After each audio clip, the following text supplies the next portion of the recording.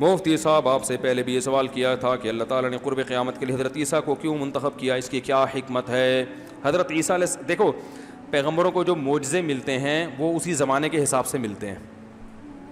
ہمارے نبی کا معجزہ قرآن, بلاغت, کیونکہ نبی کے دور میں فصاحت و بلاغت بہت تھی, شاعری بہت تھی نا, تو عرب بلاغت سمجھ سکتے تھے کہ فصاحت و بلاغت کسے کہتے ہیں.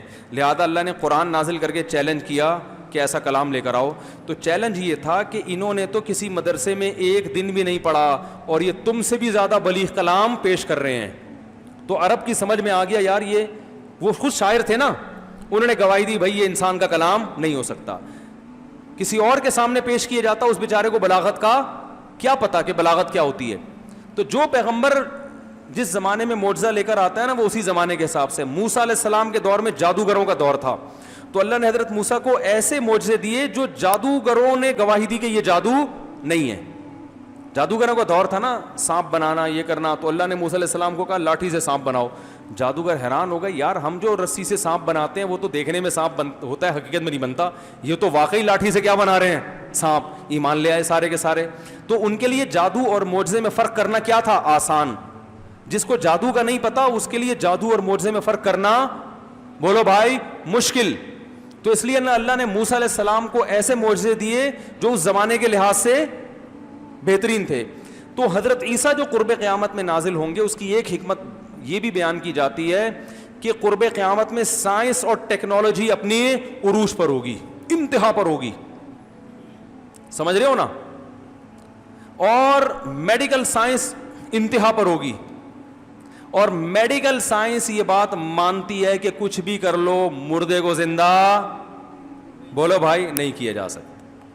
لہذا حضرت عیسیٰ علیہ السلام جب مردے کو زندہ کریں گے نا, کیونکہ ان کو تو یہ معجزہ ہے, قم باذن اللہ, وہ 6 مہینے سے مردہ برف خانے میں پڑا ہوا ہے, اسے کہہ دیا قم باذن اللہ, وہ زندہ ہو کے کھڑا ہو گیا. تو میڈیکل سائنس گواہی دے گی کہ یہ انسان کے بس میں نہیں ہے, کوئی خدا ہے جو ان کے ہاتھ پہ یہ کام, بولو بھائی, کر رہا ہے.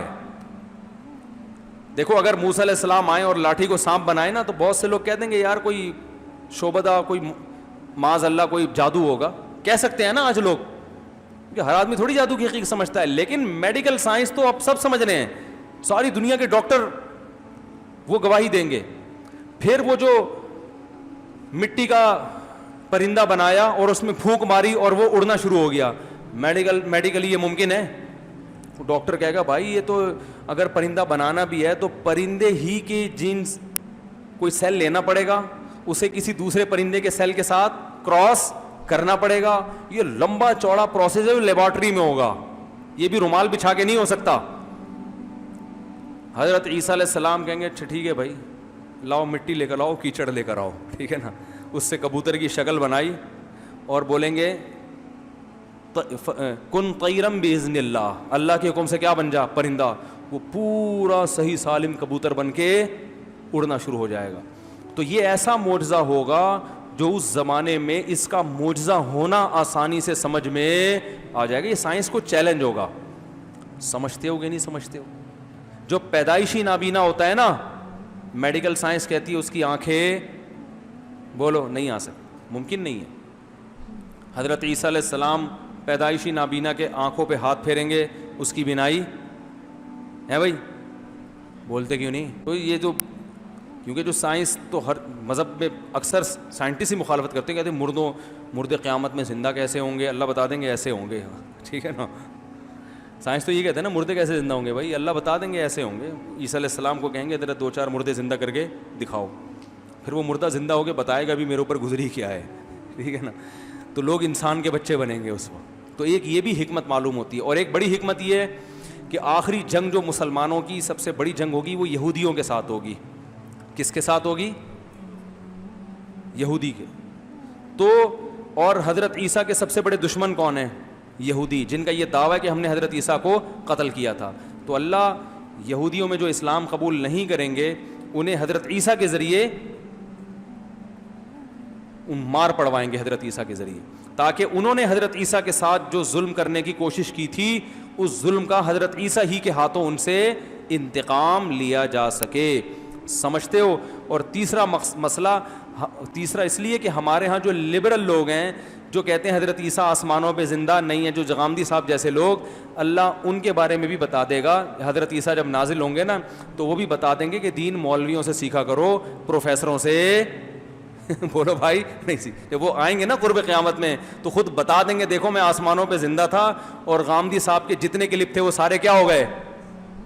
جھوٹے ہو گئے. تو اب میں جب دنیا سے جاؤں گا تو آئندہ خیال کرنا بیانات علماء کے سننے ہیں، لبرل ٹائپ کے پروفیسروں کے بولو نہیں سن. یہ بھی ایک وجہ حضرت عیسیٰ علیہ السلام کو واپس لانے کی. اس کا تعلق اگر تقدیر سے ہے، محنت سے نہیں ہے. تو ہم نے دیکھا کہ اکثر لوگ زیادہ محنت، پھر بعد میں بتائیں گے، بہت لمبے لمبے سوالات کے جواب کا بھی ٹائم نہیں. ایک مثال دی جاتی ہے کہ ایک مچھلی سارے تالاب کو گندا کرتی ہے، اس طرح اگر چند مولوی خراب ہوں گے تو سارے اس کی وجہ سے بدنام ہوں گے. بالکل صحیح ہے. لوگ کیا کرتے ہیں، ایک دو مولوانا کو غلط دیکھا تو سارے مولویوں کو برا بھلا کہنا شروع کر دیا. ایسا تھوڑی ہے بھائی، ہر فیلڈ میں اچھے بھی ہوتے ہیں برے بھی ہوتے ہیں. اور میں آپ کو پوری ایمانداری سے کہوں، مولویوں کی فیلڈ میں اچھے زیادہ ہیں، برے کم ہیں. آپ کو اصل میں کیونکہ آپ مولویوں سے کے ساتھ، ہمارے تو زیادہ تر مولوی تو مدرسوں میں بند ہوتے ہیں بیچارے، عوام سے ان کا لنک ہی نہیں ہوتا. تو جن کا لنک ہوتا ہے وہ ان کو دیکھ رہے ہوتے ہیں آپ. صحیح ہے نا. تو ہم تو علماء کے ساتھ اٹھے بیٹھے ہیں، اللہ کا شکر ہے. ہم نے تو زیادہ تر کو کیا دیکھا ہے؟ اچھا ہی دیکھا ہے، سخی دیکھا ہے. گناہوں سے خامیاں ہر ایک میں ہوتی ہیں، پورا صحیح دنیا میں کوئی بھی نہیں ہوتا، لیکن خیر الحمدللہ غالب ہے. کبھی بیٹھو، آؤ مدرسوں میں جا کے اندر بیٹھو، پتہ چلے گا 20 سال سے کتابیں پڑھا رہے ہیں تھوڑی تھوڑی تنخواہوں میں، اتنی تھوڑی تھوڑی تنخواہوں میں، اتنے گھنٹے. یہ قاریوں کو دیکھ لو، تھوڑی تھوڑی تنخواہوں میں 12 گھنٹے بچوں کو بیٹھ کے پڑھا رہے ہوتے ہیں. یہ بڑی محنتیں ہیں.